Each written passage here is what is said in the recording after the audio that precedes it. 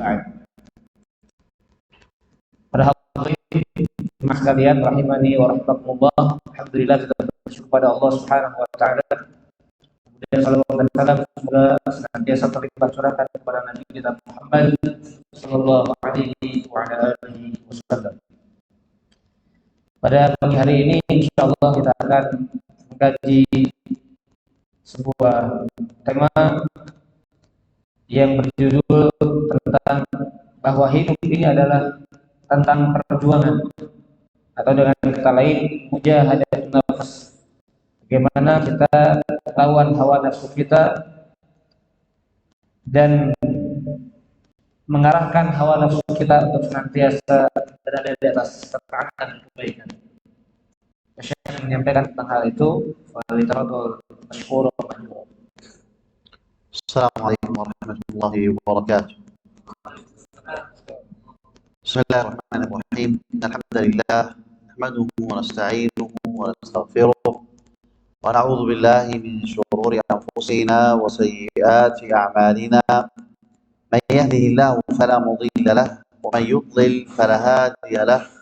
Wa asyhadu an la ilaha illallah wahdahu la syarika lahu wa asyhadu anna Muhammadan 'abduhu wa rasuluh.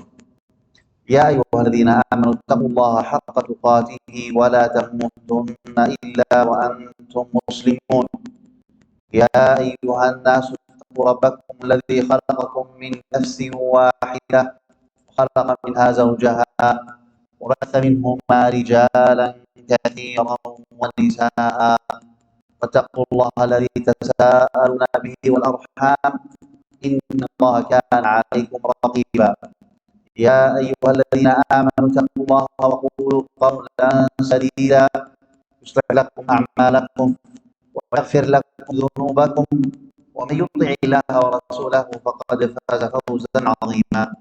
Amma ba'd, fa inna asdaqal kalami kalamullahi ta'ala wa khairal huda huda Muhammadin sallallahu alaihi wasallam wa syarral umuri muhdatsatuha wa kullu muhdatsatin bid'ah wa kullu bid'atin dhalalah وكل ضلالة في النار.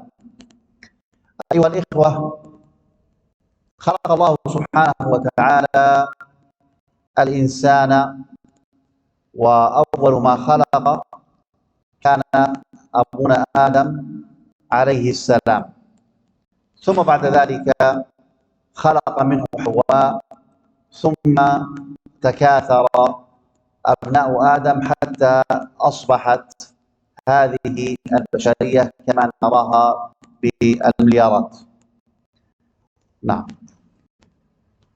setelah Syekh menyampaikan sanjungan dan pujiannya kepada Allah Subhanahu wa taala dengan membacakan khutbah hajah yang biasa dibaca oleh Nabi sallallahu alaihi wasallam dan berselawat kepada Nabi sallallahu alaihi wasallam, maka Syekh mengatakan bahwasanya Allah Subhanahu wa taala telah menciptakan makhluk dan manusia yang pertama kali diciptakan adalah Adam.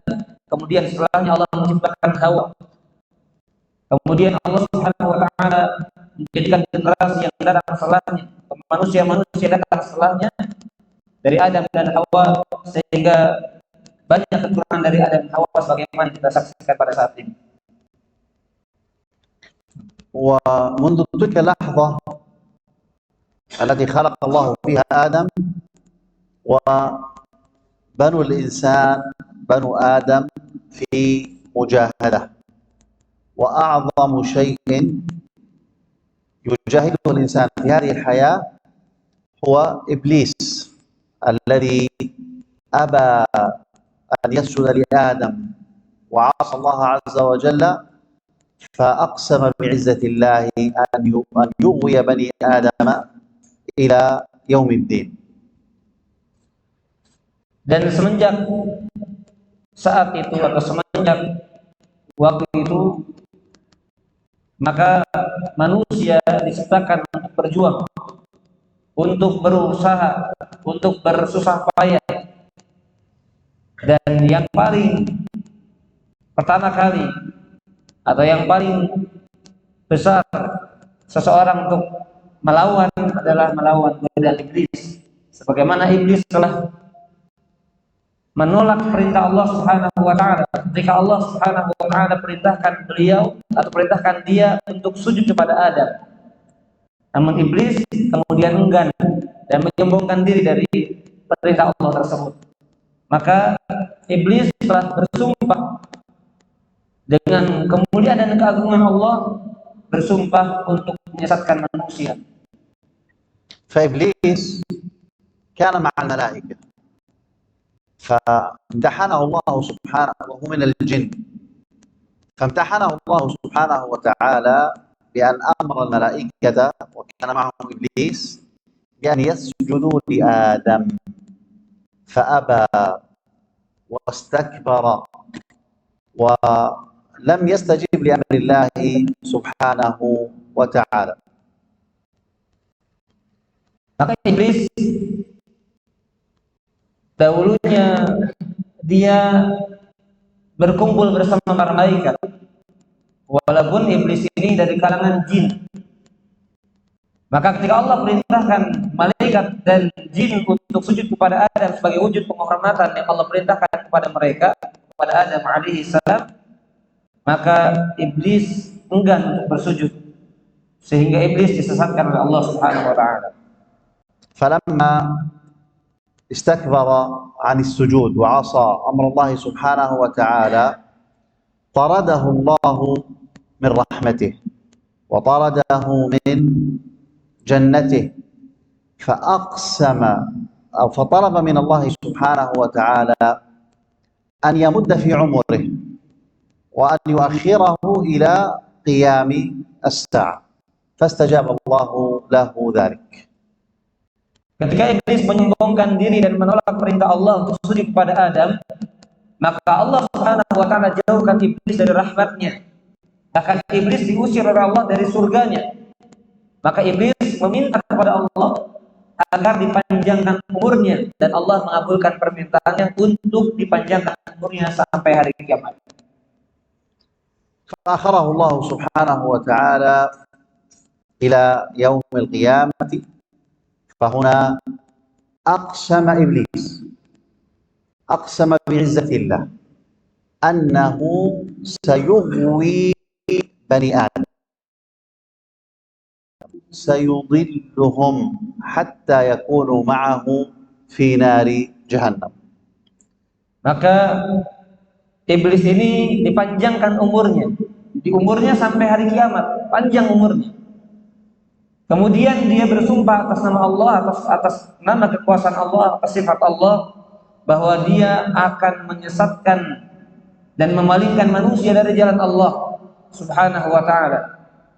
Maka iblis menginginkan orang-orang yang tersesat ini dengan godaan iblis agar kemudian nanti menemani iblis di nerakanya Allah Subhanahu wa taala.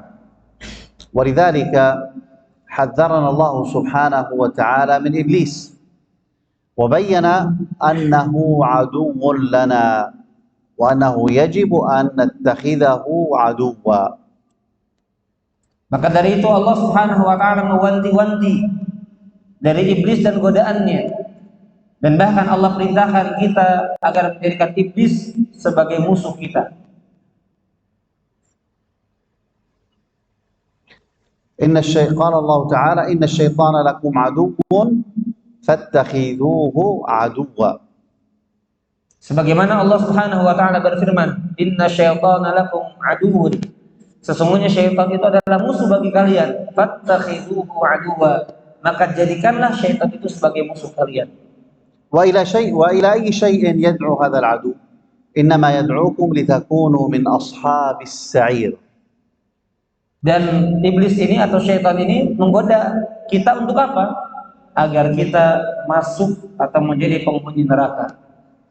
ولذلك من صفة هذا العدو أنه وسواس أنه يكثر الوسوسة بالشر لبني آدم. Dan di antara sifat iblis atau syaitan, dia memperbanyak atau banyak sekali was-was, bisikan-bisikan yang akan dibisikkan kepada manusia agar manusia tersesat. ولذلك هو دائم ومستمر في إضلال وإغواء بني آدم. Dan dia akan senantiasa berusaha agar menyesatkan manusia. وهذا الشيطان يعمل بالليل والنهار، يعمل في كل الأوقات، وله خطوات حتى يوصل الإنسان إلى المعصية ثم إلى الكفر والشرك حتى يكون خالدا في نار جهنم. Dan syaitan ini bekerja siang malam, para hadirin azan Allah yakum. Siang malam berusaha, siang malam bekerja. Bahkan setiap waktu agar manusia ini tersesat dari jalannya Allah Subhanahu wa taala. Bahkan syaitan itu punya langkah-langkah untuk menyesatkan manusia sehingga manusia kemudian jatuh dan terjerumus kepada kekufuran, sehingga syaitan menginginkan kita atau manusia untuk kekal di dalam neraka. إذن يا إخوة، هذا هو العدو الأول لبني الإنسان، فعلى الإنسان أن يكون حذرا منه وألا يقع في حبائله. Maka inilah musuh yang pertama. Musuh pertama bagi manusia yaitu iblis dan bala tentaranya. Maka dari itu manusia harus berhati-hati dari musuh yang nyata ini sehingga tidak terjerumus kepada godaan-godaannya. والشيطان لا يأتي للإنسان مباشرة فيقول له أكفر، وإنما له خطوات. فكما أنه يأتي لضعيف النفوس ويوقعهم في المعصية، فإنه كذلك قد يأتي بطريق الخير لأهل الخير حتى يوقعهم في الشر. Dan syaitan itu tidak langsung semerta-merta mengatakan kepada manusia, kufurlah kamu kepada Allah. Tidak. Melainkan dia punya tahapan-tahapan, punya langkah-langkah agar menjerumuskan manusia kepada kemaksiatan. Tidak langsung mengatakan kafirlah kamu, tidak. Tetapi dia punya langkah-langkah agar manusia terjerumus kepada kemaksiatan. Bahkan kadangkala syaitan ini menjerumuskan atau mengajak manusia kepada kebaikan, namun setelah kebaikan itu dia jerumuskan pada keburukan. وقد ذكر الله سبحانه وتعالى لنا في كتابه الكريم طرائق الشيطان في إغواء بني آدم، وفصلها تفصيلا دقيقا حتى يكون الناس على حذر من هذا العدو. Dan Allah Subhanahu wa taala telah menyebutkan di dalam Al-Qur'anul Karim bagaimana langkah-langkah syaitan ini menjerumuskan manusia kepada kesesatan, sehingga penjelasan Allah tersebut kita baca, kita perhatikan agar kita tidak terjerumus kepada langkah-langkah syaitan yang menginginkan manusia tersesat dari jalannya Allah Subhanahu wa taala. والشيطان يدخل على الإنسان من خلال نفسه، فنفس الإنسان منها نفس من صفاتها أنها أمارة بالسوء، تأمر صاحبها بالسوء. Syaitan ini masuk kepada manusia melalui jiwanya. Maka di antara sifat jiwa manusia adalah al-ammarah bisu, memerintahkan, jiwa itu memerintahkan kepada keburukan, sehingga manusia banyak condong kepada keburukan dengan godaan syaitan tersebut. وكما أن هناك نفسا أمارة بالسوء، فكذلك هناك نفس مطمئنة لا تأمر صاحبها إلا بكل خير. Dan sebagaimana jiwa itu disifati dengan al-ammarah bisu, jiwa yang memerintahkan kepada keburukan, maka ada sifat jiwa yang disebut dengan an-nafs al-mutmainnah, jiwa yang tenang. Maka jiwa yang tenang ini adalah jiwa yang tidak akan memerintahkan kecuali kepada kebaikan. فالواجب على الإنسان الحذر من نفسه الأمارة بالسوء التي تأمره بالمعاصي وتزين له المعاصي. Maka wajib bagi setiap manusia untuk berhati-hati, untuk waspada dari sifat jiwa yang sifatnya al-ammarah bisu, yang lebih condong memerintahkan kepada keburukan, ya, sehingga dia bisa mencegah dirinya dari keburukan-keburukan. فإن مجاهدة هذه النفس من أصعب الأمور على الإنسان. Maka mujahadatun nafs atau berjuang melawan nafsu itu di antara perkara yang paling sulit bagi manusia. Melawan hawa nafsu di antara perkara yang paling sulit bagi manusia. فهذه النفس الأمارة بالسوء تبعث في الإنسان الكسل عن فعل الخيرات وتبعث فيه النشاط في فعل المعاصي. Maka jiwa yang buruk itu atau jiwa yang memerintahkan kepada keburukan itu, dia terbiasa, punya semangat, punya kekuatan kalau untuk dalam hal maksiat, tetapi melemahkan manusia dalam jalan-jalan ketaatan. فهذه النفس هي مدخل إبليس على الإنسان. Maka jiwa manusia itu adalah tempat masuknya iblis. Ya, iblis masuk kepada manusia melalui jalur nafsunya. وهذه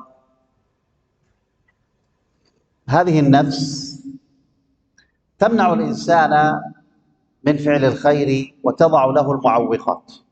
فإذا أراد أن يؤدي الفريضة فإنها تأمره وتزين له النوم والراحة وأن الوقت طويل حتى يفوت وقت الصلاة، وهذا الذي يريده إبليس.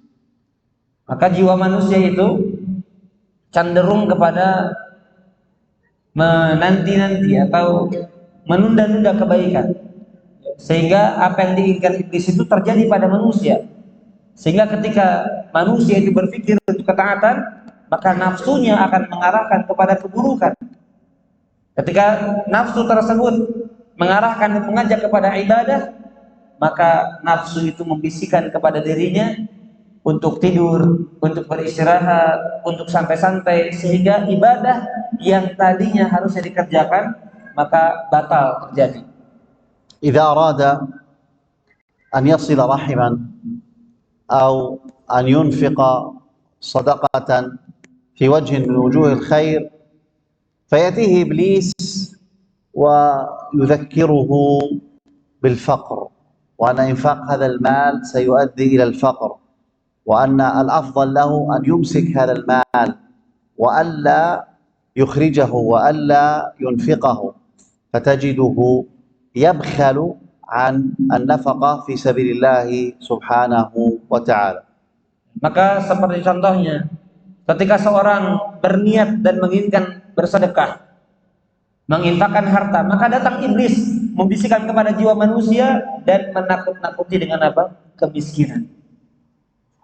Sehingga nafsu merasa berat untuk mengeluarkan hartanya, digoda untuk menabung, menahan hartanya untuk tidak diinfakkan. Kenapa? Karena dijanjikan kemiskinan, ditakutkan kemiskinan kepadanya. Sehingga kita dapatkan orang tersebut kikir dari hartanya, pelit dari hartanya, tidak dia keluarkan dalam jalan-jalan nafkah di jalan Allah Subhanahu wa taala. بينما إذا كان هناك أمر وفيه معصية لله سبحانه وتعالى فإن هذه النفس تدفع صاحبها وتجعل الأمر سهلا وخفيفا عليه بحيث يذهب لفعل المعصية. Maka ketika ada kebaikan dan kemaksiatan, maka nafsu itu mendorong kepada jalan keburukan, lebih ringan, lebih mudah. Ya, ketika ada kebaikan dan keburukan, maka lebih condong kepada keburukan, sehingga dia terjatuh kepada keburukan tersebut dibandingkan memilih kebaikan. وهذا يفسر لنا أن الطاعة فيها ثقل على النفس والمعصية خفيفة على النفس. Ya.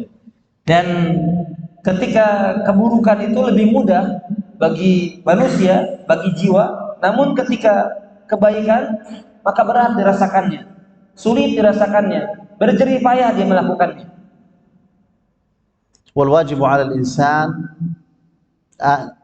أن يعرف الطاعات التي يحبها الله سبحانه وتعالى وأن يجاهد نفسه على فعلها، وكذلك يعرف المعاصي فيجاهد نفسه على تركها.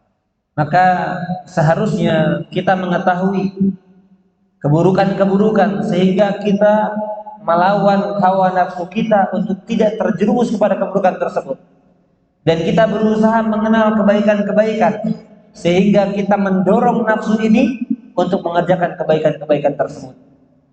وهذه هي الحياة ما بين طاعة يتقرب بها الإنسان إلى الله عز وجل وكذلك معصية يتقرب الإنسان إلى الله عز وجل بالبعد عنها.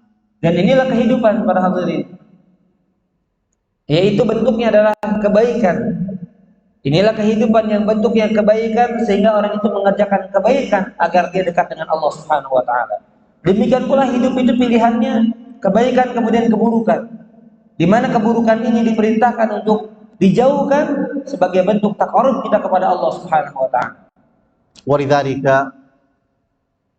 نبدأ دائما بالاستعاذة من الشيطان الرجيم. وإذا أردنا أن نقرأ القرآن وإذا قرأت القرآن فاستعذ بالله من الشيطان الرجيم. Demikian pula kita diperintahkan untuk senantiasa meminta perlindungan kepada Allah dari godaan syaitan.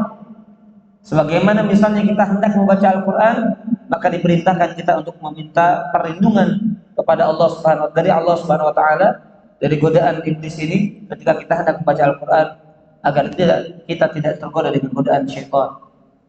فإن الشيطان هو عدونا الأول لا نستطيع التغلب عليه إلا بإعانة الله سبحانه وتعالى.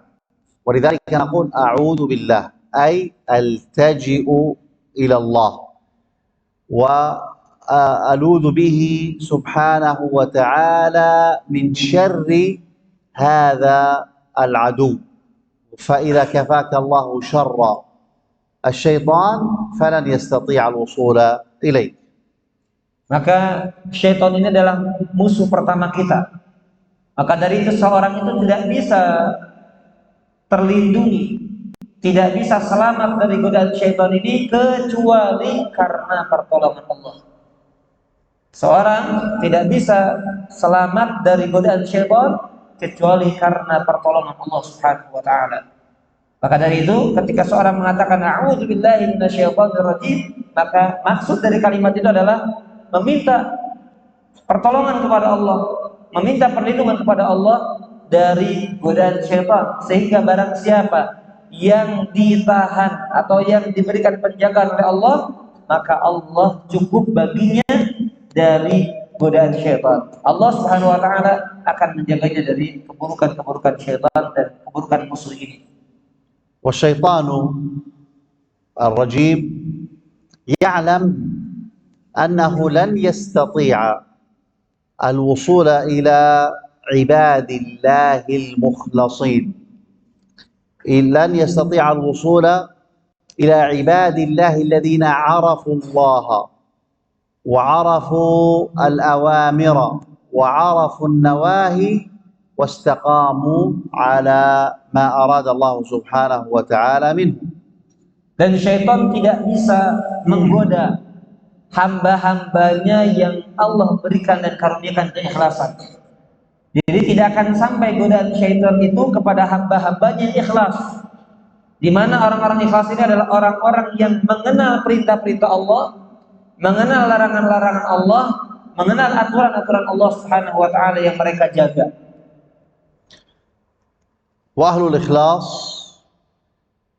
لو وقعوا في الزلة ووقعوا في المعصية ووقعوا في الخطأ فإنهم ينتبهون مباشرة ويستغفرون الله سبحانه وتعالى ويتوبون مما أوقعهم فيه إبليس.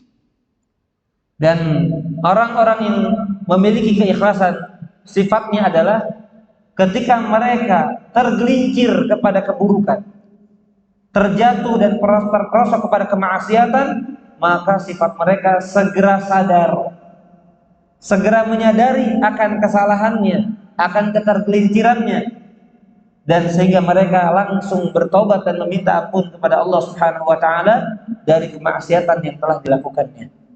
فكلنا نقع في المعصية، ولكن ما الفرق؟ الفرق أن من كان من المتقين فإنه يتوب من المعصية ولا يستمر فيها، ومن كان من الفاسقين فإنه يفعل المعصية تلو المعصية تلو المعصية.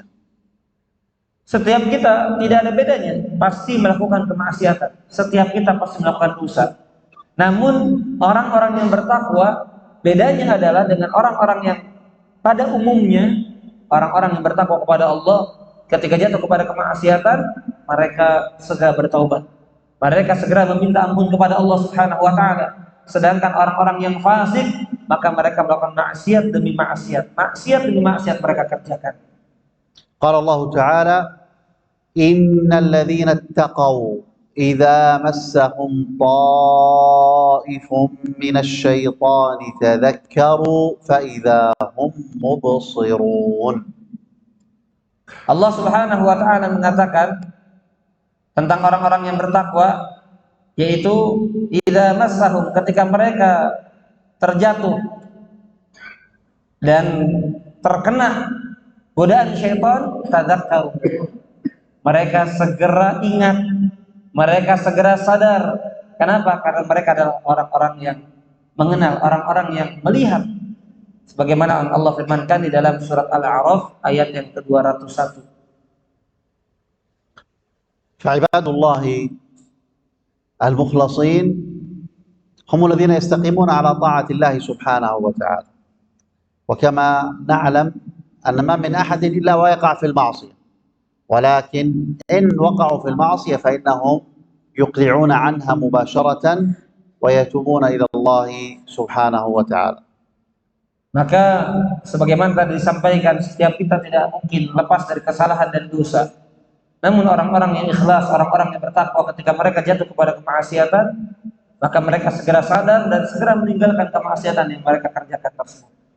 والشيطان يريد من الإنسان أن يستمر في المعاصي، فإما أن يستمر في معصية، أو إذا فعل معصية فإنه ينتقل إلى معصية أخرى، وهكذا حتى يموت وقد أصبح قلبه أسودا لا يعرف معروفا ولا ينكر منكرا والعياذ بالله تعالى. Dan syaitan itu menghendaki kita untuk senantiasa melakukan kemaksiatan demi kemaksiatan. Bahkan ketika manusia itu berada di atas kemaksiatan, maka syaitan menginginkan dia melakukan kemaksiatan yang lainnya. Sehingga tujuan syaitan adalah manusia-manusia yang terkena godaan syaitan ini mati dan kondisi hatinya dalam keadaan hitam. Mati dan kondisi hatinya dalam keadaan hitam, di mana dia tidak mengenal lagi kebaikan dan tidak lagi mengingkari keburukan. ومما يجاهده أيضا الإنسان في هذه الحياة ما كان معتادا ومألوفا في مجتمعه مما يخالف الشريعة الإسلامية. Di antara bentuk godaan syaitan kepada manusia adalah manusia-manusia yang terkenal, di mana manusia ini adalah manusia-manusia yang dikenal terbiasa dengan menyelisih syariat. فكثير من المجتمعات يوجد فيها مخالفات، ومن ترك هذه المخالفات فإنهم ينظرون إليه نظرة انتقاص، فكيف بمن نهاهم عن تلك المعاصي؟ فإنهم غالبا يعادونه فلا بد من الصبر على ذلك والمجاهدة. Maka ketika atau kebanyakan terjadi penyelisihan syariat di tengah masyarakat, banyak hal-hal yang menyelisih syariat di tengah-tengah masyarakat, maka orang-orang yang baik, orang-orang yang beriman, dia melihat dengan pandangan yang tidak baik terhadap perselisihan, dan ini bentuk kebaikan. Jadi melihat hal ini adalah tidak baik. Bagaimana dengan orang yang mencegah masyarakat ini dari perbuatan mungkar? Maka pasti sebagai sunatullah, orang ini pasti dimusuhi, orang ini pasti dijauhi. Maka ini sudah menjadi ketetapan. فعليك يا طالب النجاة بالعلم الشرعي حتى تعرف الحلال من الحرام، وتعرف ما الذي يحبه الله فتفعله، وما الذي يكرهه الله ونهى عنه فتبتعد عنه. Maka langkah pertama bagi setiap orang yang menginginkan keselamatan adalah dengan dia mengilmui, mengetahui, mendalami ilmu syariat, sehingga dengan ilmu tersebut kita bisa membedakan mana yang halal, mana yang haram. Dengan ilmu syariat yang kita kenal, yang kita pelajari, kita bisa membedakan mana perkara yang mendatangkan kecintaan Allah sehingga kita mengerjakannya, dan mana perkara yang mengundang murka Allah sehingga kita menjauhinya. Wa anta بطلبك للعلم وصبرك على طلب العلم فإنك تكمل نفسك. Maka kita yang bersusah payah, berupaya datang di majelis-majelis ilmu, menuntut ilmu, maka perkara ini adalah perkara yang akan menyempurnakan diri kita. ومما يحفظ هذا العلم ويزيده العمل بهذا العلم، فإن العلم إنما يطلب للعمل به، فثمرة العلم العمل، وإلا ما الفائدة من علم لا يعمل به صاحبه. Maka kemudian juga yang tidak kalah pentingnya adalah bagaimana kita berupaya mengamalkan ilmu yang kita dapat. Karena kalau tidak diamalkan, apa faedah menuntut ilmu? Apa kebaikan dari ilmu yang kita dapatkan kalau tidak menghantarkan kepada praktek dan amalan yang kita praktekkan dari ilmu yang kita dapatkan.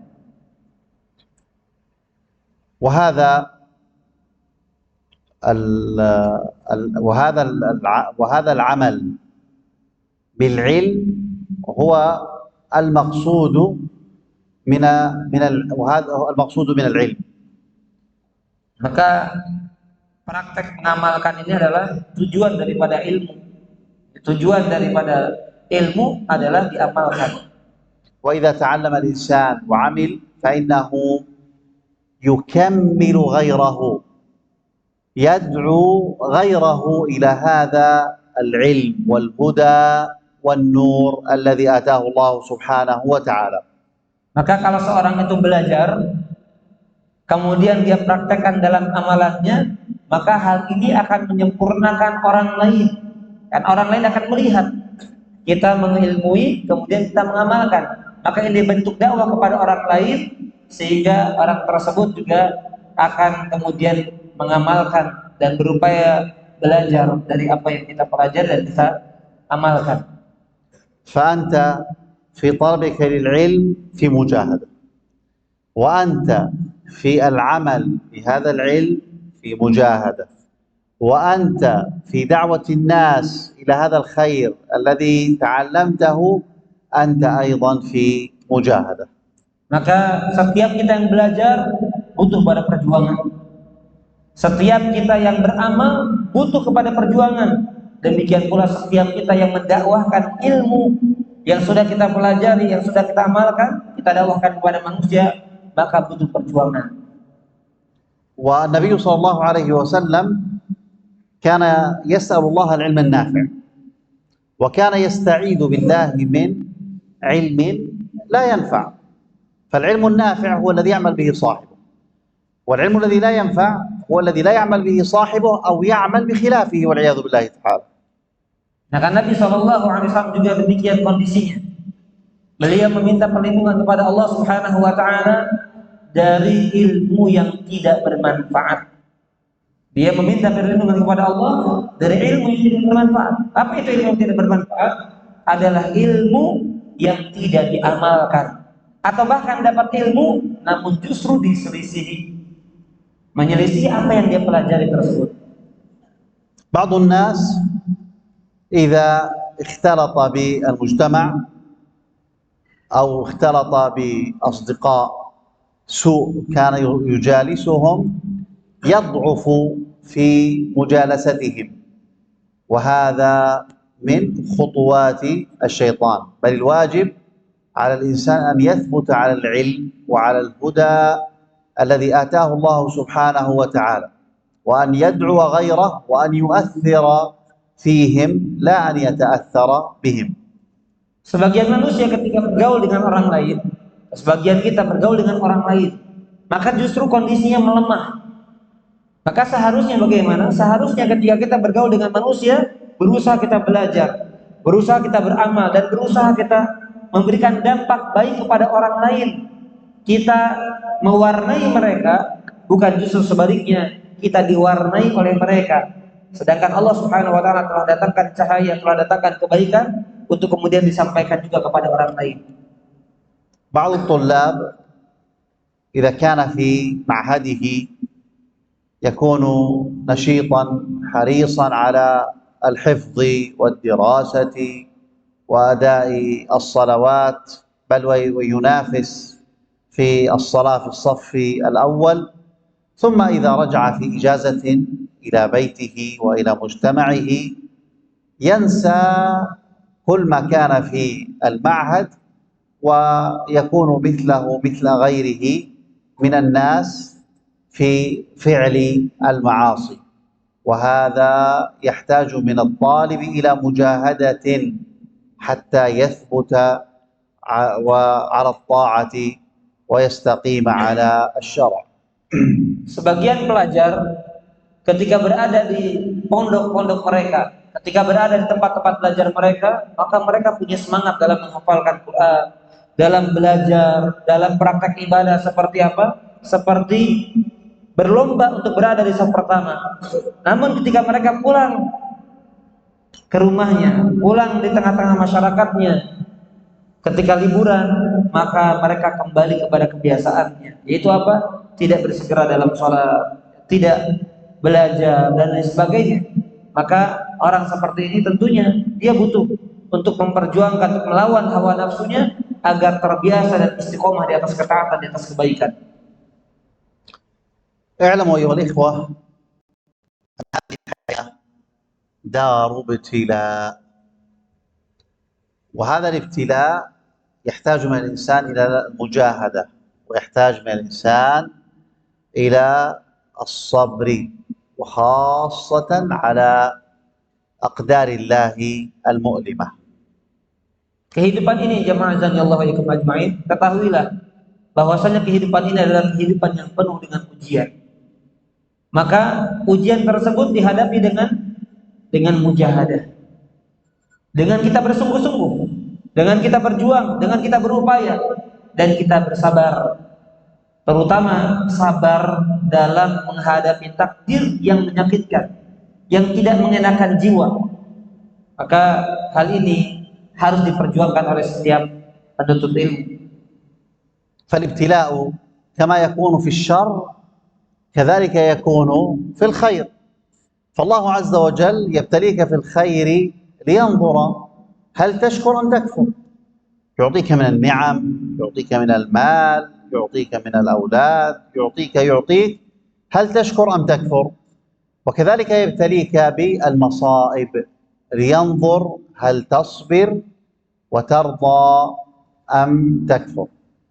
Allah Subhanahu wa taala menguji kita dalam kehidupan dunia ini. Seperti apa? Seperti memberikan harta, melimpahkan harta, menitipkan harta. Di mana Allah Subhanahu wa taala ingin melihat dari kita apakah dia bersyukur dari hartanya atau kufur terhadap nikmat Allah Subhanahu wa taala. Demikian pula Allah menguji kita dengan berbagai macam musibah. Kenapa? Karena Allah ingin melihat dari kita siapa yang sabar dengan musibah tersebut, dan bahkan siapa yang ridho dengan musibah tersebut, dengan ketetapan tersebut, dan siapa yang kufur terhadap ketetapan Allah Subhanahu wa taala tersebut. قال الله عز وجل ونبلوكم بالشر والخير فتنة. Allah Subhanahu wa taala berfirman, kami menguji kalian dengan kebaikan dan dengan keburukan sebagai cobaan.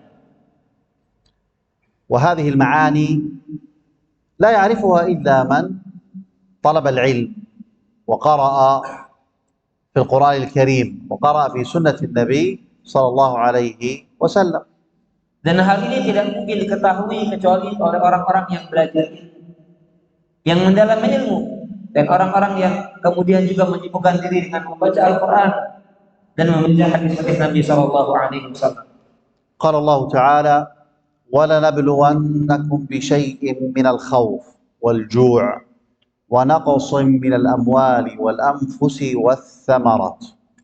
الابتلاء واقع بشيء من هذه الأشياء أو بأكثر من شيء أو بها كلها، ولكن البشارة للصابرين وبشر الصابرين. فالصابرون الذين يصبرون على المصائب هم الذين لهم البشارة.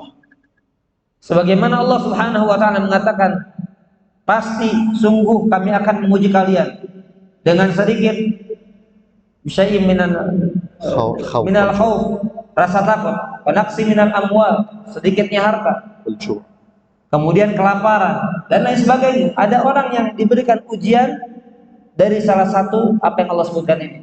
Ada yang diberikan ujian lebih dari satu. Bahkan ada yang diberikan ujian kelaparan, kekurangan harta, kekurangan jiwa. Maka kabar gembira untuk siapa? Kabar gembira bagi orang-orang yang sabar. Yang sabar terhadap takdir Allah yang Allah timpakan kepada mereka. من هم هؤلاء الصابرون؟ قال الذين إذا أصابتهم مصيبة قالوا إنا لله وإنا إليه راجعون. نحن وما في أيدينا ملك لله، إنا لله والله له تصرف في كيف شاء وإنا إليه راجعون. لا بد أن نرجع نحن أو يرجع ما في أيدينا أن يرجع إلى الله سبحانه وتعالى. فهذه الدنيا ليست دار بقاء ولا خلود. Siapa orang-orang sabar? Allah katakan, alladzina idza asabatuhum musibah qalu inna lillahi wa inna ilaihi raji'un. Orang yang sabar adalah ketika tertimpa musibah, maka mereka mengatakan, sesungguhnya kami milik Allah dan sesungguhnya kita semuanya akan kembali kepada Allah. Maka kita, jiwa kita ini dan apa yang kita miliki semuanya milik Allah. Semuanya milik Allah dan Allah bebas.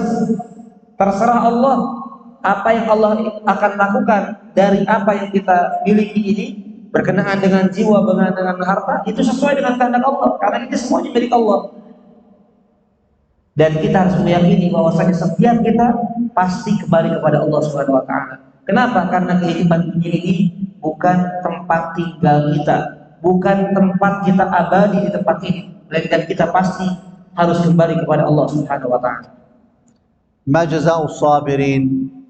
أولئك عليهم صلوات من ربهم ورحمة وأولئك هم المهتدون. صلوات من ربهم أي أن الله عز وجل يثني عليهم في الملأ الأعلى ويرحمهم، ومن رحمه الله سبحانه وتعالى فلا خوف عليهم ولا هم يحزنون. وأولئك هم المهتدون الذين هداهم الله عز وجل إلى الصراط المستقيم فساروا على الصراط المستقيم حتى يكونوا في جنات النعيم. Maka apa balasan bagi orang-orang yang sabar? Allah mengatakan, ulaika alaihim salawatun min rabbihim. Balasan bagi orang-orang yang sabar adalah Allah memberikan salawat kepada mereka. Apa yang dimaksud dengan salawat Allah kepada mereka, kepada orang-orang yang sabar? Maksudnya adalah Allah menyanjung mereka, Allah memuji mereka di hadapan para malaikatnya. Kemudian yang kedua balasannya adalah rahmah. Allah merahmati mereka, Allah memberikan kasih sayang kepada mereka, dan juga mereka adalah orang-orang yang diberikan petunjuk. Allah memberikan petunjuk kepada mereka di atas jalan yang lurus, sehingga mereka berjalan di atas jalan yang lurus sampai kemudian mereka sampai di surganya Allah Subhanahu wa taala. أيها الإخوة، مما ينبغي مجاهدته في هذه الحياة دعاة الضلالة ودعاة السوء وما أكثرهم في هذا الزمان. Dan yang harus kita perjuangkan untuk mengarahkan jiwa ini atau mewanti-wanti jiwa ini tidak jatuh kepada keburukan adalah berhati-hati dari para dai yang menyuruh kepada keburukan. Berhati-hati dari para penceramah, para mubaligh yang justru menggelincirkan manusia kepada jalan kesesatan. Dan beliau mengatakan betapa banyak dai-dai di zaman ini yang menyeru kepada keburukan, bukan justru menyeru kepada kebaikan. وخاصة مع وجود هذه الأجهزة ووجود وسائل التواصل، فيأتي ويضع الهاتف كاميرا يسجل وله قناة في اليوتيوب أو انستغرام أو غير ذلك، قناة الأستاذ فلان، ويبدأ يتكلم بما ينقض الدين ويأتي للناس بما لم يرد لا في كتاب الله ولا في سنة رسول الله صلى الله عليه وسلم، فتجد بعض الناس يتبع أو كثير من الناس يتبعون أمثال هؤلاء. Dan terutama ya, adanya handphone ini, maka sebagian orang dia meletakkan handphonenya, kemudian dia rekam pembicaraannya, dia buat video baik di Instagramnya, baik di YouTube-nya atau di berbagai macam media sosialnya. Dia berbicara tentang perkara agama, berbicara tentang Allah, berbicara tentang Rasulnya tanpa ilmu yang menyesatkan manusia, sehingga banyak orang yang meniru perkara ini dan kemudian manusia berada di atas kesesatan. يقول ابن سيرين محمد بن سيرين رحمه الله تعالى: إن هذا العلم دين فانظروا عمن تأخذوا دينكم. فإذا قبل أن تستمع لأي أحد لابد أن تعرف هل هو من أهل السنة أو ليس من أهل السنة، هل يتكلم بعلم أو يتكلم بجهل. فما أكثر الفرق التي تتكلم باسم الإسلام وهي تناقض الإسلام والعياذ بالله تعالى. Maka sebagaimana dikatakan Al-Imam Ibnu Sirin rahimahullah taala, inna hadzal ilma din, sesungguhnya ilmu ini adalah agama. Maka lihatlah kepada siapa kita mengambil agama. Maka sebelum kita belajar dari seseorang, lihat apakah orangnya termasuk ahlu sunnah atau bukan ahlu sunnah. Karena banyak sekali kelompok-kelompok, banyak sekali perpecahan yang mana mereka mengatasnamakan diri mereka dengan Islam, tetapi mereka jauh dari Islam sehingga menyesatkan manusia. Na'udzubillahi min dzalik. والكلام في هذا كثير، لكن هذه إشارة أنه ينبغي الحذر، كل الحذر من دعاة السوء ومن الأئمة المضلون. Maka pembicaraan tentang perkara ini sangat panjang, sangat banyak. Namun mungkin ini adalah sebuah kesimpulan secara umum bagaimana kita memperjuangkan diri, bagaimana kita berusaha menjaga diri dari para orang-orang yang justru mengajak dan menjerumuskan kita kepada keburukan. إذن هذه بعض المسائل التي تتعلق بمجاهدة النفس في هذه الحياة. أسأل الله سبحانه وتعالى أن ينفعني وإياكم بما سمعنا وأن يجنبنا الفتن ما ظهر منها وما بطن، وصلى الله وسلم على نبينا محمد وعلى آله وصحبه وسلم. Maka inilah kesimpulan bagaimana kita mujahadatun nafs. Kita melawan hawa nafsu kita berjuang dalam kehidupan ini karena kita memohon kepada Allah Subhanahu wa taala agar kita ini diberikan keselamatan dari keburukan-keburukan. Yang kita patut kerjakan dan perjuangkan adalah melawan hawa nafsu dalam kehidupan ini. Kita berusaha mempraktekkan. Maka mudah-mudahan Allah Subhanahu wa taala jadikan ilmu ini bermanfaat untuk kita semuanya. Dan Syekh menutupnya, kemudian kita persilahkan untuk sesi tanya jawab. Baik, jika ada pertanyaan baik melalui secara kertas atau secara langsung kami persilahkan. Yes, silakan. Silakan dulu.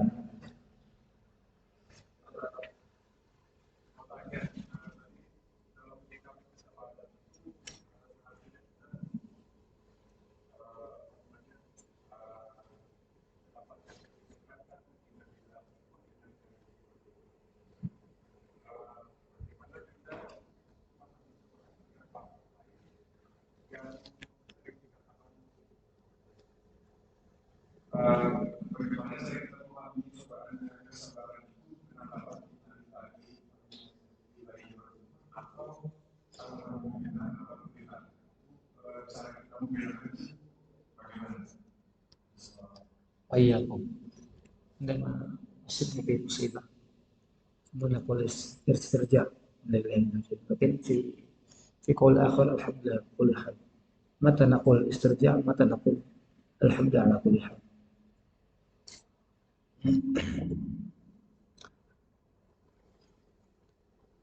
الظاهر أنهما يعني يقالان عند المصيبة، فمن أصيب بمصيبة يعني يقول يعني، والمصيبة كما قلنا فيها النقص، سواء كان النقص في النفس ما ترك عزيز أب أو أم أو أخ أو أخت، فأنت تقول إنا لله وإنا إليه راجعون. وكذلك تقول الحمد لله. النبي صلى الله عليه وسلم كان إذا أصابه ما يسره يقول الحمد لله الذي بنعمته تتم الصالحات، وإذا أصابه ما يسوءه يقول الحمد لله على كل حال. فالمسلم دائما وأبدا يكون حامدا لله سبحانه وتعالى. وقول إن لله وإنا إليه راجعون له فضل، وذلك بأن الله يبدله خيرا مما يعني أخذ منه. والحمد أيضا يعني يكون من عباد الله الحمادون الذين يحمدونه في السراء والضراء، والله أعلم. Yang zahir Pak, pengucapan ketika kita dapat musibah itu baik innalillahi wa inna ilaihi raji'un kemudian alhamdulillah ala kulli hal ini diucapkan dalam waktu yang sama. Jadi sama saja kita ucapkan innalillahi wa inna ilaihi raji'un sebagaimana kita juga mengucapkan alhamdulillah ala kulli hal. Karena sebagaimana yang kita katakan tadi, yang disampaikan oleh Syekh, musibah itu kan ada sesuatu yang kurang. Ya, ketika ditimpakan musibah, ada yang kurang dari kehidupannya. Baik ditinggalkan orang-orang dicintai, baik sahabatnya, bapaknya, ibunya, anaknya, atau berkurangnya harta. Maka mengucapkan innalillahi wa inna ilaihi raji'un. Dan barang siapa yang mengucapkan ini ada keutamaannya, yaitu apa? Allah akan menggantikannya dengan yang lebih baik.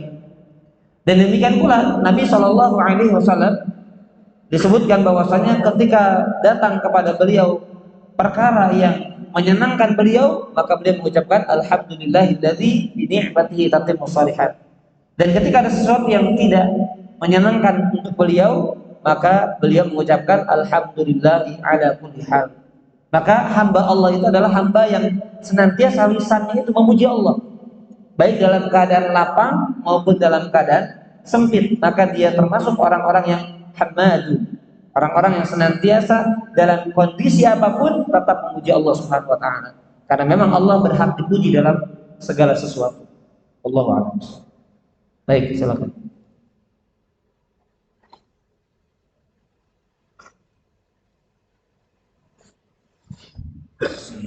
Ilmu yang saya sampaikan tadi satu tempat ada tadi saya sampaikan bahwasanya sifat hujan itu pada bukan dan mudah terjadi dalam sifat ini. Saya ingin menanyakan satu satu, apakah ada amalan atau latihan atau motivasi yang bisa kita amalkan gitu ya. Ketika kita mudah tergoda dengan sesuatu yang jadi untuk mencuci orang dan amal dengan orang gitu ya. Adakah amalan khusus untuk menahan diri ini agar dia bisa berkaitan? لا معروف كما قلت على الأمر بالسوء نفس الأمر بالسوء وهل هناك عمل حتى نعمل نجتنب من الرياء لأن كل ما نعمل يوسوس للرياء في ما طريقه الخلص من الرياء. علاج الرياء يكون بالإخلاص. علاج الرياء يكون بالإخلاص لله سبحانه وتعالى. ابدأ عملك العمل استحضر الإخلاص. في بداية العمل استحضر الإخلاص، في أثناء العمل استحضر الإخلاص، بعد الانتهاء من العمل أيضا تستحضر الإخلاص. إن جاءك الرياء ادفعه بالإخلاص، فلا علاج للرياء أفضل من الإخلاص. Maka jawabannya, bagaimana kita menghindarkan diri kita ketika kita mudah terjatuh pada ria, ingin dipuji. Ya, saya mengatakan obatnya nggak ada perkara lain kecuali dengan mengikhlaskan. Bagaimana caranya? Caranya adalah ketika kita mulai ibadah di awal, maka perbaharui. Ya, munculkan keikhlasan, saya melakukan ini karena Allah. Kemudian ketika kita berada di pertengahan, datang ria. Bagaimana caranya? Dilawan dan ikhlaskan, ini saya lakukan karena Allah, bukan karena pujian dan lain sebagainya. Setelah kemudian selesai beramal, maka ikhlaskan lagi. Maka tidak ada obat yang lebih manjur daripada mengikhlaskan amal kita karena Allah. Karena lawannya dari riya adalah ikhlas. Baik, ada yang bertanya lagi? Ya, silakan. Waalaikumsalam.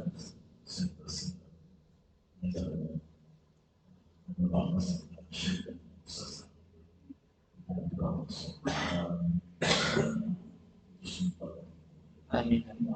Nanti saya sampaikan Ustaz bahwa tiba itu selalu satu dan satu maksiat. Tidak satu satu maksiat tentang besar, sadar besar dan bertobat. Kemudian kita jatuh pada dosa yang sama. Kita bertobat. Jatuh pada dosa yang sama. Apakah hal ini menunjukkan bahwa tobat kita tidak Allah? Bahwa kita terus berbohong atau bohong kita bukan?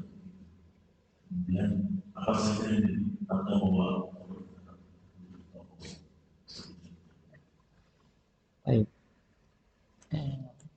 إذا وقعنا في ذنوب ثم ندمنا ثم نقع مرة ثانية ثم ندمنا نتوب إلى الله، لكن كلما نقع في الذنوب هل هذا يدل على أن توبتنا لم تقبل؟ وكيف حتى تقبل التوبة؟ نعم، الإنسان الذي يقع في الذنب ثم يتوب ثم يقع في الذنب ثم يتوب، هذا يدل على أن يعني قلبه حي، ويعني أن إيمانه معه. ولذلك الخطأ هو مركب في بني آدم. يقول النبي صلى الله عليه وسلم: كل بني آدم خطاء، يعني كثير الخطأ، وخير الخطائين التوابون. فالواجب على المسلم كلما وقع في الذنب أن يستغفر. إن الذين اتقوا إذا مسهم طائف من الشيطان تذكروا فإذا هم مبصرون. فالإنسان يعني وقوعه في المعصية هذا بسبب ضعفه، توبته وإقلاعه عن الذنب هذا بسبب يعني قوة إيمانه، وأنه يتذكر ولا يستمر في المعصية. والله عز وجل يحب من عبده كثرة التوبة، ولذلك من أسمائه التواب، أي كثير يعني التوبة على عباده. نعم. Ya, ketika manusia jatuh dalam dosa, kemudian dia menyesal dan bertobat, jatuh lagi dalam dosa, menyesal dan bertobat, ini menunjukkan justru hatinya hidup, punya kehidupan hatinya. Dan ini menunjukkan bahwasanya dia masih beriman karena menyesali dosanya. Maka dosa itu adalah sesuatu yang sudah memang terbentuk ada pada diri pada diri Bani Adam yang tidak mungkin lepas. Makanya Nabi SAW mengatakan, kullu bani Adam khata, setiap anak Adam banyak salahnya, bukan satu, bukan dua, tapi terus. Maka ketika seorang itu jatuh pada kesalahan, maka saat itu berarti sedang lemah. Dan ketika dia bertobat berarti menunjukkan jiwanya sedang kuat. Maka terus bertobat kepada Allah. Dan Allah Subhanahu wa taala cinta kepada hambanya yang senantiasa bertobat. Berarti apa? Dia pasti banyak kesalahan dan Allah senang, Allah cinta kepada hambanya yang ketika jatuh kepada kesalahan segera dia bertobat, segera dia bertobat. Sebagaimana tadi Syekh menyampaikan ayat di dalam surat Al-A'raf ayat 201, innal ladzina taqaw, sesungguhnya orang-orang yang bertakwa, idza massahum ta'ifum minasyaitan, apabila mereka dibayang-bayangi oleh pikiran jahat dari syaitan yang dibisikkan kepada mereka, tadzakkaru, maka mereka pun segera ingat kepada Allah. Kemudian apa kata Allah? Fa idzahum mubsirun, maka ketika itu juga mereka melihat kesalahan-kesalahannya. Artinya mereka bertobat. Maka sebagaimana Allah juga punya nama Tawwab, Allah yang banyak memberikan taubat, pengampunan kepada hambanya. Artinya di sini manusia banyak salah. Maka ini menunjukkan kebaikan pada dirinya, dia menyesali masih ada kehidupan sehingga dia mampu bertobat dengan izin Allah Subhanahu wa taala. Baik, ada pertanyaan lagi? Belakang.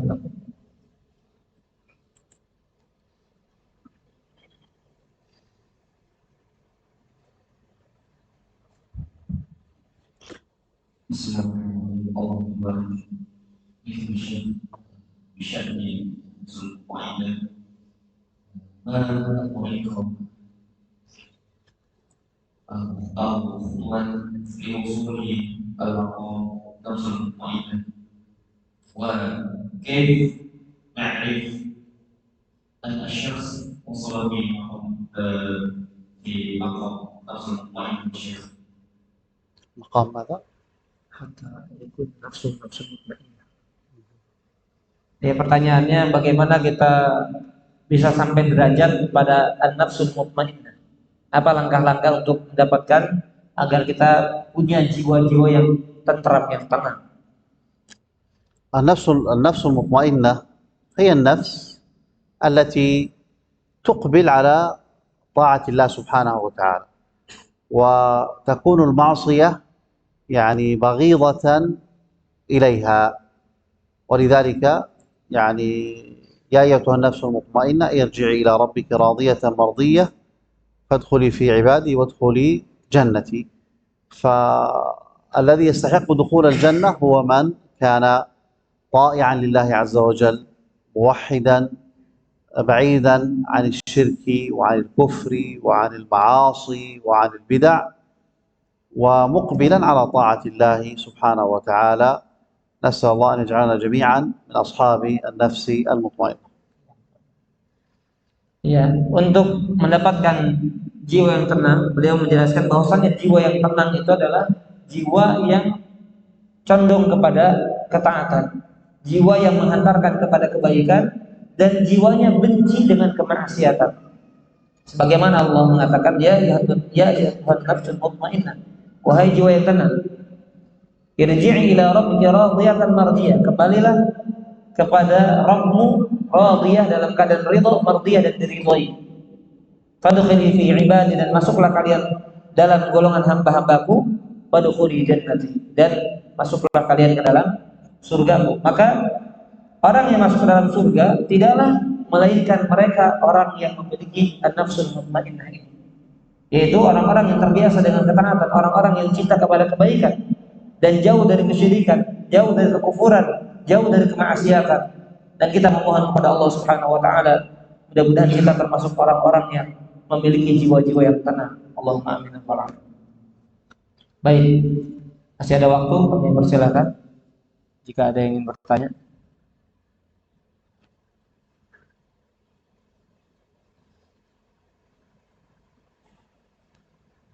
Ada yang bertanya? Ya. Dari akhwat atau dari kertas ada? Mana ini?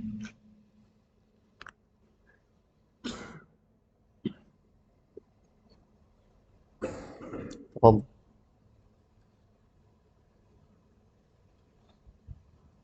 Assalamualaikum warahmatullahi wabarakatuh. Apa sering menemukan pertanyaan ini di kehidupan sosial? Kenapa Allah mengizinkan iblis kepada manusia? Padahal ketika Allah tidak mengizinkan iblis kepada manusia, bukankah lebih bermanfaat untuk beribadah kepada Allah SWT? Mahikmah Allah ja'al iblis يتساءل الناس فيه. نعم. لا يوجد هناك شيء في خلق الله شر محض، وإنما يكون هناك شر ومن ورائه الخير. فرأس الشرور هو إبليس، رأس الشرور هو إبليس. والحكمة من خلقه هو ابتلاء الناس ليظهر من كان مطيعا ومن كان عاصيا، ليظهر من كان مؤمنا ومن كان كافرا، ليظهر من كان شاكرا ومن كان جاحدا. فإذا هو شر كله، ولكن لم يخلق لذاته وإنما خلق بشيء آخر، ألا وهو الابتلاء والامتحان لبني آدم. والله تعالى أعلم. Allah Subhanahu wa taala tidaklah menciptakan hanya sebatas keburukan. Allah enggak mencukupkan penciptaannya itu hanya keburukan. Tapi di balik itu ada kebaikan. Maka kepalanya, pokoknya keburukan adalah iblis. Sumbernya keburukan adalah iblis. Lalu apa hikmahnya Allah menciptakan iblis? Ujian bagi manusia. Allah menciptakan iblis ujian bagi manusia. Akan tampak dari ujian yang Allah ujikan ini, diciptakannya iblis bukan dendarnya tujuannya, tapi di balik itu ada ujian. Ujian sehingga nampak dari manusia siapa di antara mereka yang kufur, siapa di antara mereka yang syukur, siapa di antara mereka yang mukmin, siapa di antara mereka yang tidak beriman, siapa di antara mereka yang taat, siapa di antara mereka yang maksiat. Maka Allah menciptakan iblis bukan karena zatnya, namun ada hikmah di balik itu adalah ujian bagi manusia. Baik, ada yang tanyakan lagi? Ya, silakan.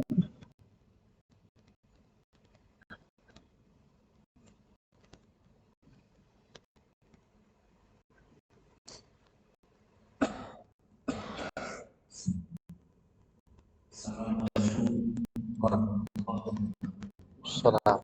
wabarakatuh. Tadi saya sampaikan bahwa iblis itu membuat manusia sampai yang ingin saya tanyakan, bagaimana status daripada manusia yang sedang satu manusia akhir awal itu digoda oleh iblis karena terkait dengan Firaun yang pada saat terakhir dia mengatakan aku beriman kepada Tuhan namun tertolak. Demikian yang saya tanyakan.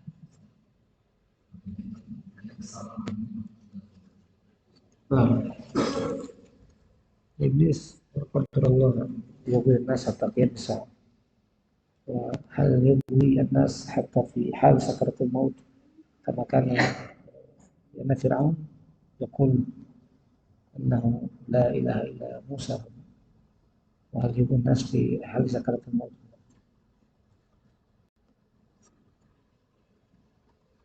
نعم، إغواء الشيطان مستمر طالما أن الروح في الجسد، وسكرات الموت ما زالت الروح في الجسد، فإذا خرجت الروح هنا انقطع يعني سبيل الشيطان على nufus Bani Adam. Ya, godaan syaitan itu atau godaan iblis itu tidak akan pernah berhenti selama nyawa ada di jasad kita. Maka selama itu, maka tidak ada henti-hentinya syaitan menggoda manusia.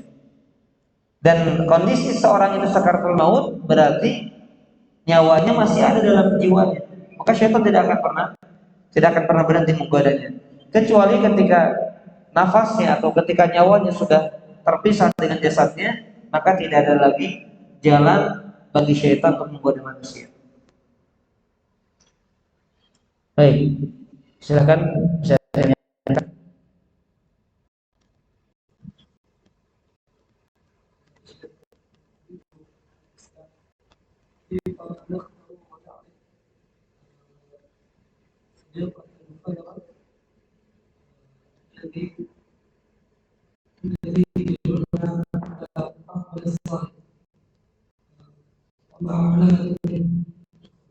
الذين يرون ايش؟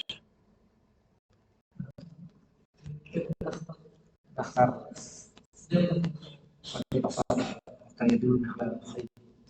صديق الصغر. طيب، هذا سؤال يعني جيد ومهم ويحتاج لا أقول محاضرة بالمحاضرات، لكن باختصار كما قال الله عز وجل: الأخلاء يومئذ بعضهم لبعض عدو إلا المتقين. فإذا كانت الصحبة مبنية على التقوى، مبنية أن تكون في الله، فإن هذه صحبة صالحة. والصاحب الصالح هو الذي يعلمك إذا جهلت ويذكرك إذا نسيت ويكون عونا لك على طاعة الله عز وجل. والصاحب السيء هو عكس ذلك. يعني حثنا النبي صلى الله عليه وسلم كذلك على يعني الرفيق الحسن والرفيق الصالح، ويقول صلى الله عليه وسلم: المرء على دين خليله لصاحبه فلينظر أحدكم من يخالل. والله أعلم. Ya, pertanyaannya adalah pertanyaan yang penting, yang bagus, yang beliau katakan kalau kita bahas bisa menjadi satu tema tersendiri. Memilih teman yang saleh, sebagaimana Allah berfirman: al-akhillau yawmidin ba'duhum li ba'din adu. Teman akrab itu kelak pada hari kiamat sebagian mereka dengan sebagian yang lainnya akan bermusuhan, kecuali orang-orang yang bertakwa. Maka pertemanan yang baik itu, pertemanan yang disyariatkan itu adalah pertemanan yang dibangun di atas ketakwaan, yang mana dia menolong kita, membantu kita di atas ketaatan kepada Allah Subhanahu wa taala. Maka dia akan mengajar kita ketika kita tidak tahu. Dia akan mengingatkan kita ketika kita lupa, dan dia akan menolong kita di atas ketaatan. Dan Nabi SAW memotivasi kita agar berteman dengan teman-teman yang saleh. Karena Nabi SAW mengatakan: al-mar'u ala dini khalili. Seseorang itu tergantung agama temannya, maka perhatikan dengan siapa dia berteman. Maka hendaknya berteman itu dibangun di atas ketakwaan, dibangun karena Allah Subhanahu wa taala. Ya, sehingga hal ini akan jadi pertolongan dan kebaikan yang akan muncul untuk kehidupannya, untuk kebaikannya. Baik, masih ada yang ditanyakan? Silakan.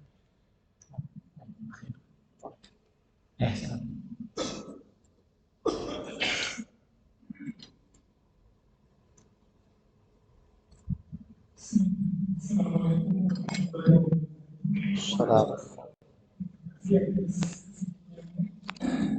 Mungkin saya mau menyambung yang tadi Syekh, bahwa di akhir hayat kita atau pada saat mau setan menggoda. Kalau nggak salah misalnya Imam Ahmad begitu beliau sakratul maut sempat digoda oleh setan untuk diberi subhat agar tidak bergerak menyimpang. Apa ciri-ciri kita sebagai orang awam? Apakah pada sakratul maut itu untuk kita orang-orang awam bisa mengetahui sebab subhat yang diberikan setan kepada kita sehingga kita di akhir hayat itu tidak tergelincir dengan subhat yang diberikan setan pada sakratul maut tersebut? Apakah dengan ilmu agama yang kita miliki bisa kita counter atau menganalisa sebab setan itu ketika sakratul maut didatangkan oleh setan? Demikian. Assalamualaikum warahmatullahi wabarakatuh. Assalamualaikum. Kuntum syaitan yufi hatta fi sakratil maut. Nanti saya Imam Ahmad. نحن العوام كيف الطريقة الخطوة حتى لا نقع في الشبهات التي وسوسها الشيطان أننا عوام حتى نهرب من هذه الشبهة. شبهة سكرة الموت. في حال سكرة الموت يوسوس الشبهة حتى نقع في الكفر في عدم الإيمان في حال سكرة الموت. نعم، الإنسان يعيش في هذه الحياة ما بين خوف ورجاء. يخاف عذاب الله ويرجو رحمة الله، ولا يغلب أحدهما على الآخر إلا عند الموت، فإنه يغلب الرجاء، يعني يغلب رحمة الله سبحانه وتعالى، ويعني أن الله عز وجل غفور رحيم تواب واسع المغفرة، وأنه يقبل عباده فيحسن الظن بربه، ومتى ما جاءته الوساوس من الشيطان فإنه يستعيذ بالله من الشيطان الرجيم ويشتغل بذكر الله سبحانه وتعالى. ولذلك قال النبي صلى الله عليه وسلم: من كان آخر كلامه من الدنيا لا إله إلا الله دخل الجنة. ونحن إذا كنا حول شخص يحتضر فالواجب على من حوله أن يعني يذكر الله، وأن يعني يذكر التوحيد وحسن الظن بالله سبحانه وتعالى حتى يلقى الله على التوحيد. Di dalam kehidupan ini kita menerapkan konsep takut dan harap. Ya, ada rasa takut, ada rasa harap. Takut dari murkanya Allah dan berharap rahmatnya Allah Subhanahu wa taala. Dan ini harus seimbang. Tidak boleh kita meninggikan atau mendominankan salah satu daripada keduanya dibanding yang lainnya. Jadi membesarkan takut tapi mengecilkan harap. Atau sebaliknya, tidak boleh. Kecuali dalam satu kondisi, yaitu kondisi sakaratul maut. Maka pada saat itu dia harus lebih dominan kepada harapan, bukan takut. Berharap apa? Berharap agar Allah mengampuninya, berharap agar Allah memberikan taubat kepadanya, berharap agar Allah memberikan rahmat kepadanya. Nah, sehingga dia berada di atas harapan tersebut. Dan ketika seorang itu terkena godaan syaitan, walaupun kondisi sakaratul maut, maka dia meminta perlindungan kepada Allah. Katakan a'udzubillahi minasyaitonir rajim. Karena dia tahu ini godaan syaitan. Dan kemudian ketika dia dalam sakaratul maut, dia sibukkan dirinya dengan apa? Dengan zikir. Makanya Nabi SAW mengatakan, "Man kana akhiru kalamihi la ilaha illallah dakhala jannah." Barang siapa yang akhir kalimatnya adalah la ilaha illallah, maka dia pasti masuk surga. Dan di antara anjuran kita ketika kita menghadiri orang yang sedang dalam kondisi sakaratul maut, kita mengingatkan dia untuk mentauhidkan Allah. Kita mengingatkan dia agar berzikir kepada Allah, dia berbaik sangka kepada Allah. Maka pentingnya dalam kondisi sakaratul maut itu dia husnudzon kepada Allah, bahwasanya Allah mengampuni dia, merahmati dia, menerima taubatnya. Wallahu a'lam bishawab. Baik, barangkali ini jamaah yang dapat kami atau Syekh sampaikan dan kami terjemahkan. Mohon maaf apabila ada terjemahan yang kurang pas, dan semoga Allah Subhanahu wa taala menjadikan kita orang-orang yang mendapatkan an-nafsul mutmainnah dengan izin Allah, dan Allah jauhkan kita dari an-nafs al-ammarah bis-su' yang condong kepada dan memerintahkan kepada keburukan. Karena Allah Subhanahu wa taala Maha mampu, Maha berkuasa untuk memberikan kebaikan-kebaikan kepada hamba-Nya. Allahumma amin ya rabbal alamin. Demikian yang bisa disampaikan. Kita tutup dengan doa kafaratul majelis. Subhanakallahumma bihamdika asyhadu an la ilaha illa anta astaghfiruka wa atubu ilaik. Wa sallallahu ala nabiyyina Muhammadin wa ala alihi wa sahbihi wasallam. Wassalamualaikum warahmatullahi wabarakatuh.